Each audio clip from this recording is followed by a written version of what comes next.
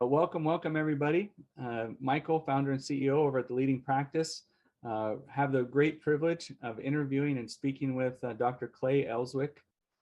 He's touted, at least by us and his patients, as the best chiropractor in Lexington, Kentucky. He's been practicing for over 30 years. And just a couple things that impressed me about Dr. Elswick, besides his amazing patient care.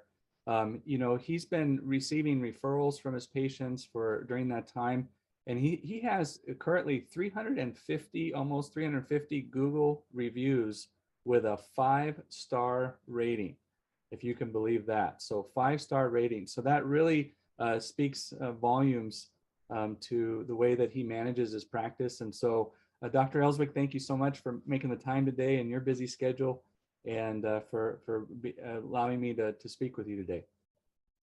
Yeah, Michael, thank you. Thanks for having me. It's always good to be able to give back in some way. So.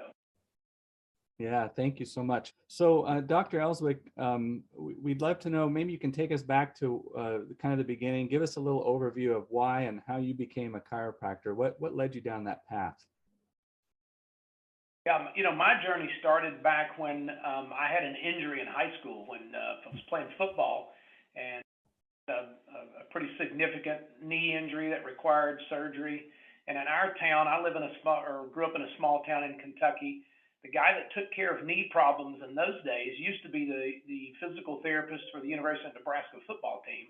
And so he had retired out of physical therapy, gone into chiropractic. And so he had this great wealth of knowledge combining physical therapy and chiropractic. And when you had knee problems, he's the guy you went to. So I went to him to start rehabbing my knee and trying to get back to where I could play. And through that, started developing a relationship with him, got interested in chiropractic. And then that's ultimately how I ended up choosing chiropractic. I loved kind of what chiropractic stood for, and I liked that holistic kind of approach to healthcare. And I had always been interested in healthcare in general, and just thought, I like this approach better. So that's kind of how it started for me. Very nice. Well, I appreciate you sharing that. I think many docs, at least that I've spoken with, have a similar path, and that really leads to a nice passion for what you do in helping people. So we appreciate that. So if we fast forward a little bit now, and you've been operating your practice for a number of years, what are some of the biggest challenges that have popped out to you as a practice owner? The first thing that jumps into my mind, Michael, is the declining reimbursements that we see in healthcare in general. It seems like you work a lot harder now to try to get the same dollar. And so I think that's been the biggest frustration. I know, back early, I started in the early 90s in chiropractic, and back in those days, you billed your services, you collected about 85% of what you billed, and we currently collect about 57% of what we bill. And so that's a big change in terms of being able to generate income so that you can grow your practice, or in our case, we've got multiple providers. You got to be able to provide for them and have a staff that works. So that's kind of been my biggest challenge, is trying to navigate that.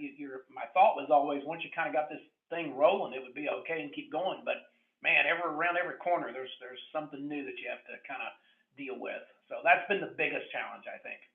Yeah, I could definitely appreciate that. And so obviously that challenge has an impact on not only the patients, of course, impacts their ability to get proper care, but then also the practice. How have you addressed those challenges? Yeah, for me, I'm in my 32nd year, so I've been doing this a while, and I'm looking to try to back off a little bit. I don't want to stop because I love what I do, but I'm trying to slow down some if I can. So my thought was moving to a little bit more of the idea of a group practice where you have some other providers with you, where you can share overhead. Since it's harder to make the same dollar, it seems reasonable then to try to cut your overhead as much as you can. You don't have to work quite as hard. So that's been the strategy. In my practice now, there's 2 other chiropractors with me, and they're trying to grow their practice. We are as a group. And we've got 3 massage therapists. So kind of a multidisciplinary kind of approach with the idea of a group practice where you're sharing overhead as much as you can. Nice. Yeah, I appreciate that. I think many docs that are probably listening to this interview right now are wanting a similar path to reach that goal. You know, they'd like to treat and maybe grow their practice, perhaps even opening additional locations. What were some of your short-term and long-term goals? Maybe you set them now and are reaching them, and set them in the past. But what helped you get to where you're at currently? You know, initially I had some of those same ambitions, thinking about maybe we'll open up multiple practices and replicate what we're doing. And you know, it didn't take me long to figure out that the time that is required for me to manage that is kind of tough. And so what I started doing was just looking at the other direction. Like, I don't think I want to spread myself that thin. What I'd like to do is try to maybe keep one location, see if we can grow that one location by having multiple providers and go at it that way. And you know, that's the traditional model that you see in medicine anyway, is a group practice, but they tend to have a bunch of physicians, which of course, you know, I mean, let's face it, medicine is a little bit more accepted than chiropractic, so I think it's easier to get the patient in the front door as a medical doctor. Chiropractors, it's a little bit more of a challenge, so it makes it a little bit tougher. But you know, those things are changing, so we're starting to educate the public about what we do. We're starting to build relationships with, you know, physicians and referral sources that allow us to generate more business. And that's just kind of where I've focused. It was kind of the balance between trying to grow and get what you want to get out of your business, but not be overextended. And the more I worked, the harder I worked. I was working long hours, and eventually I said, "Hey, that's a little bit more than I want to do. Is there another way to do that?" That's where I landed. Very nice. I've always appreciated and respected your balance with that. You know, a lot of us have families, and so we're trying to balance our workload with time spent doing the things we love and with the people we care about. And I've always appreciated that. You know, a lot of docs that I talk with or speak with, they struggle with that transition of being the only practitioner, and then bringing on more docs, and then there's a training process, and then there's of course filling their schedules, which are both challenges, especially right now during 2022 as we enter 2022. What's helped you to kind of, how did you bridge that gap of growing your practice from going from one to more without getting overloaded? Yeah, you know, for us, I mean, largely when I'm by myself with the years that I've had in practice, I think we most of our new business came from personal referral. So probably 70% of our business was from direct referral. And then we've always done marketing in some form or fashion to help build. As I moved along and my practice became a little bit more established, I didn't have the need to do as much marketing. But then when we started adding people, then I started to have to revisit that marketing idea again, because we're going to have to provide for them. If you're going to bring, you know, a student out of school, put them in practice and help them get started, the debt load that they have now is pretty significant. So you've got to have some strategy for them to be able to survive, obviously. But the way that we've gotten there is to lean back into marketing, doing anything we can to generate, you know, brand or an awareness of our office, and try to get a little bit more volume in the office so that there's plenty to go around and share. And so that's kind of how we've done it. And fortunately, it's okay. We've been able to do that. And you're always faced with the cost that goes with that, because that's kind of an investment. So that's always, you're trying to balance that. And that's been a little bit of a switch, because as I brought on the new people, I had to be open to maybe going back and doing some things. I had enough to take care of everybody. Sure. I think you're speaking the fear that most face. It's how do you make that transition? And then you know, marketing is a scary term for a lot of reasons. It even scares me sometimes because it's you know, there's so many moving parts, and all you want to do is run your practice. And so what have you learned when it comes to growth? Any advice that you could offer for those that want to step into that, whether it's about training new docs or filling their schedules, anything that you've learned from your journey? And because I know you've done a bunch of different types of marketing in the past, and different models and methods, anything you've learned that you feel would be beneficial for other docs that are ready to make that same step? Yeah, I mean, like you say, marketing is a tricky thing. There's a lot of moving parts. There's a lot of things to it. The thing that I've embraced about marketing is don't be afraid to fail at trying some things because I'm not a marketer. I don't really understand the inner workings of how really marketing works. I just know that I need to spend some money and I need to measure it and I need to try the best I can to see if that's generating return on my investment. And if it is, then I'm not afraid to spend more because I'm getting the return. And even though that dollar amount can creep up and it raises your overhead, if you focus on that return on investment side, it seems to take care of itself. And so far, that's been successful for us, and we've been able to grow that and develop the other two providers that are here. So at this point, that's working. I know that's constant change. So every time you think you're doing okay, there's something else to deal with. But that's where we are today. Absolutely. And I really appreciate it. I think that's good advice too for a doc, because sometimes jumping off that cliff, number one, being willing to make the investment is crucial. If you're going to grow your business, you have to have that piece to reach the goal, but measuring it and tracking it is so important. Tracking the results and because then you can kind of maintain control of where your practice is going and guide along the steps with educated data to back that decision. And so that's a great takeaway for anyone listening. Track, measure your results. If you're listening carefully, that will help you know if you're getting the results that you want. And so I appreciate that insight, Dr. Elswick. What other goals do you have? Where do you see yourself in the next few years? You know what? I'm afraid of retirement, to be honest with you. I love what I do, so we're fortunate. I hope every chiropractor's in that boat. We're fortunate to be able to do what we do. I love what I do. I love the interaction that we get to have with our patients. I love the fact that we develop relationships with our patients. So I don't want to give that up. I'm afraid of not being structured when I retire. So what I'm doing, which I think is a model that is hopefully achievable in the chiropractic world, is can I cut back a little bit, let the new providers, the new practitioners, let them start to experience some of the I've had, and we find that balance where I can continue to work a little bit, but maybe not work as much, and then hopefully they can start to earn more and get what they're trying to get out of it. And so, we'll see. Like I say, a work in progress, but that's where we currently are.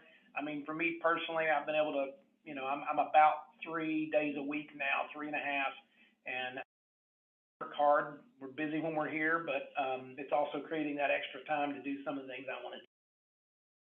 But, it's taken me 30 years to get here. Process. So I say work hard, and then hopefully you can get some data as it goes down that road, and constantly open to the idea that this may change. Currently, that's kind of where I've landed on that issue. Very nice. Yeah, I appreciate that. Those are beautiful goals. And maybe just switching back a little bit to running your practice. What are some of the key elements to running a successful practice? We talked a little bit about marketing. Any other key elements that, as you think about the day-to-day things that maybe weren't going well, and then you were able to make some adjustments that help you run your practice efficiently, smoothly, have good interaction with your patients because you're not overly stressed out about what's going on with the management side. Any key elements that you feel like would be good takeaways for anyone listening? I really try to focus on the patient. I try to treat the patient the way I think you should treat them, with respect. If you treat them as an equal person, really, if you respect them, then you're going to get out of it what you're looking for there. They're going to feel valued. And when you have a customer that is valued and feels that way, they're going to refer their friends. They're going to be open to sending people into your practice. I don't know. Sometimes the doctor, we get the complex that, hey, we have all the answers and you need to do it my way. I've just learned that if you're a little bit more open to the people and you listen to them, and right by them, then it'll work for you also in return. That's pretty simple, but sometimes I think we can get lost there a little bit. Yeah, absolutely. That really is what it's about. And that way of treating patients obviously is evident in the reviews. I mean, I know not everything is reflected online, but 5-star reviews across the board. and so many of them is just really impressive, and it shows. Apparently, you not only do you have that mantra in the way you treat your patients, but you've also trained that in the other docs that you work with. Has that been an easy thing to do, or what have you found when training them are things that you try to get across for them to be able to be effectively following your pattern? I keep focusing on trying to get the new providers to understand that the patient's got to be the priority. Mm.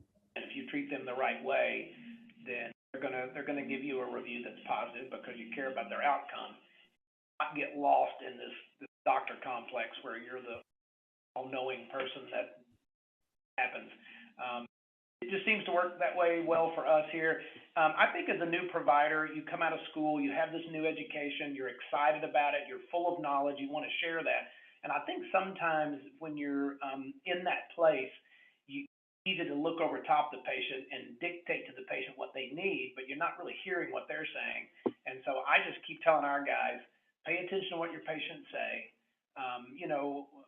We've even had discussions about the reviews that we get here. I mean, that's critical. We want that reputation. We want a 5-star review. But if we get a review that's not good, that's important too. And I don't run from reviews that aren't good. If I get one that's not the standard we have, I address it and say, okay, then we failed in some way. So how can we make that better the next time? Because you can't be a 5-star every day. There's going to be things that happen. But in general, if you put the patient first, if you really care about their outcome, if you're listening to them, I think it's going to work out on that end. It's going to reflect in the review that they give you, and then that goes out, in your marketing so that people see that. And I hope they see that as genuine, because that's what we're after. We're after a genuine review that reflects how we feel about people over here, and then that'll translate. So successful for us. It's really been successful from day one. We just keep investing in the person, trying to listen to them. And Very nice. Well, I can appreciate that model, and it's obviously it's not just something that you put on. It's how you really feel about working with your patients and what you want your practice to be known for, and obviously paying dividends in the reward you're looking for as well, which is a good reputation. And so we can appreciate that. Reputation is important, and sadly it's lost often in the world today. So we appreciate those comments. So maybe a last question for you. If you could share one thing with new chiropractors that they don't teach in school, and maybe you already shared it, but what would it be? I would maybe push two ideas together. One, just really make sure that you're focused on the person, the patient that you're treating, the right way, with respect. We get hung up on, hey, our patients need to be on a treatment plan. They need to do it our way, but your patients may not want to do it that way. So if they don't, allow them to have the freedom to do it the way they want to do it. And they might come back to you later and say, hey, that didn't work for me. I now need to do it your way. But I don't know. I think if you'll just listen to your patient and try to give them what they're after, then it may not be exactly like you think they should do, but that'll work out in the end, because, if they're not getting well, they're going to have to do something different. So listen to your patient, and then, don't be afraid to step out and experiment with some things. Don't be afraid to fail. We've been talking about the marketing side of this thing. At this stage of my practice, I would ordinarily not want to market this much because we're established. But again, if I'm going to build a business and I'm going to make sure the providers that are with me are getting out of it what they're trying to get out of it, I've just learned that you have to invest, and you have to be okay with some trial and error, because it doesn't always work. So when it doesn't, you say, okay, I tried that didn't work, let's go do something different, let's tweak it, let's make it better. So don't be afraid to fail, make the patient first, and that's not a pretty good formula to get you where you want. That's a beautiful approach. Absolutely appreciate that. And maybe just you mentioned marketing again. I thought maybe a little more along those lines.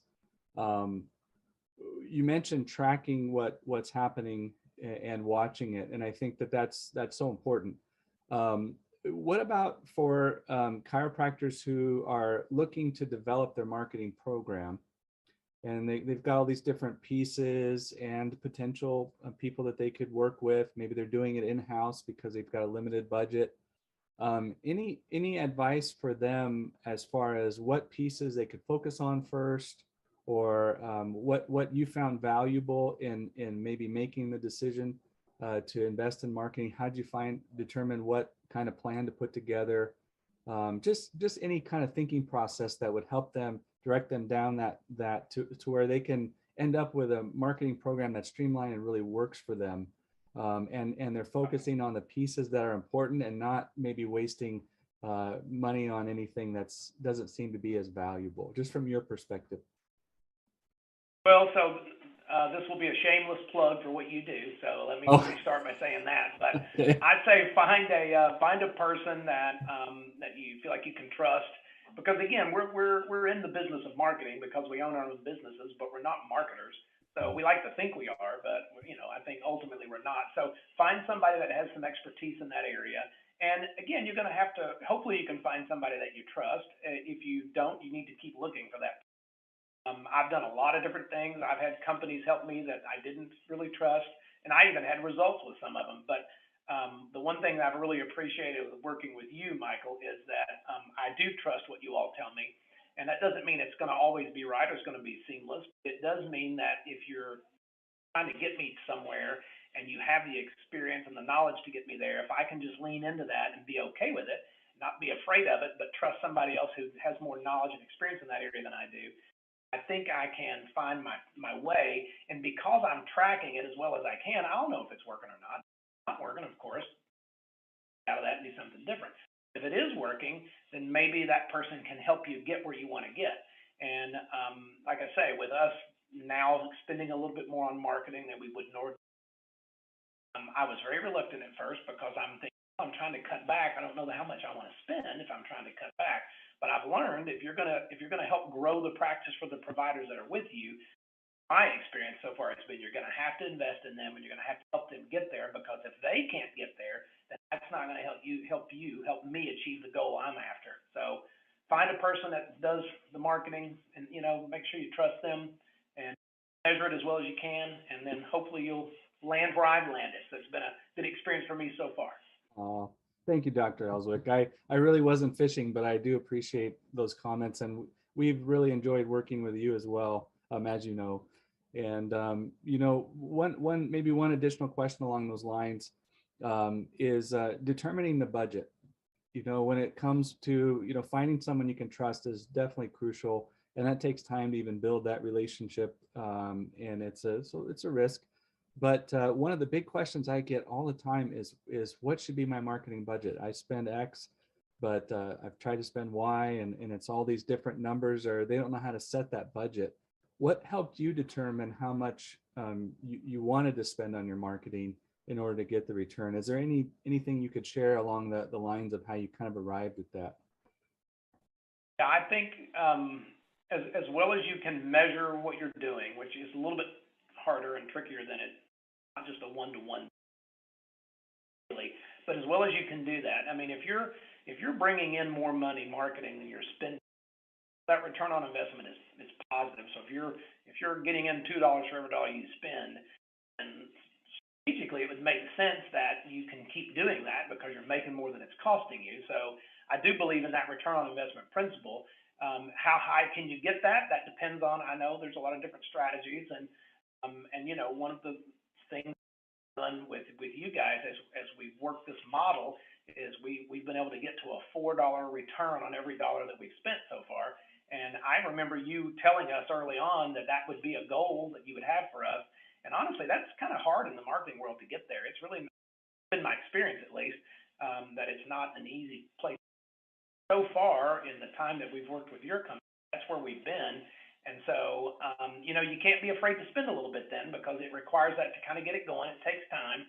And, that principle has worked out for us so far. And so it seems to be, providing additional new patients.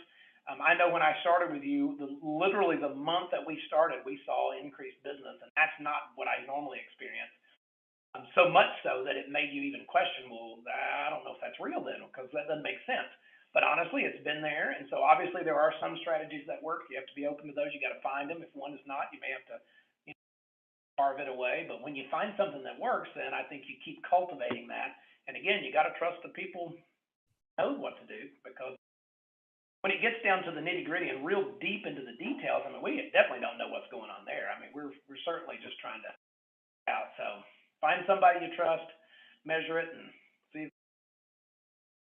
Thank you, Dr. Elswick. We appreciate those comments, and really, again, we appreciate your comments about us. We've loved working with you, and we're happy that we've been able to be successful, and we'd love to see that continue. But ultimately, making those decisions are just, they're challenging, and especially for a new doc. And I know they're getting hit with marketing all the time. It is a big, it is what we do, yes, but it's a big challenge. It's a big problem that you have to overcome if you want to reach the goals that you're looking for. Eventually growing your practice. There's other pieces too, but that's a big piece. And those guiding principles, measuring your return, knowing what to expect, finding someone you can trust, I think are huge for helping someone kind of weed out maybe possibilities for marketing that aren't going to be successful, and finding something that's going to work for them. And then hopefully they'll be in a similar situation as you, where they start seeing the practice grow and they're able to train docs and follow in your path. And really, I think there's not much that can compare with having patients that you treat so well and making them the number one priority. I think that just speaks volumes to who you are as a person and as a doctor. And so we appreciate that very much, Dr. Elswick, and thanks so much for taking the time today. I know you're busy running your practice. Fortunately, you have good staff, at least the ones we've worked with, and very capable and on top of it. And so we look forward to speaking with you further in the future, and we hope that all of you listening in on our interview here today benefited from it. And feel free to reach out to me with any questions that you have, and we look forward to the potential of meeting you or working with you in the future. Thanks so much, Dr. Elswick.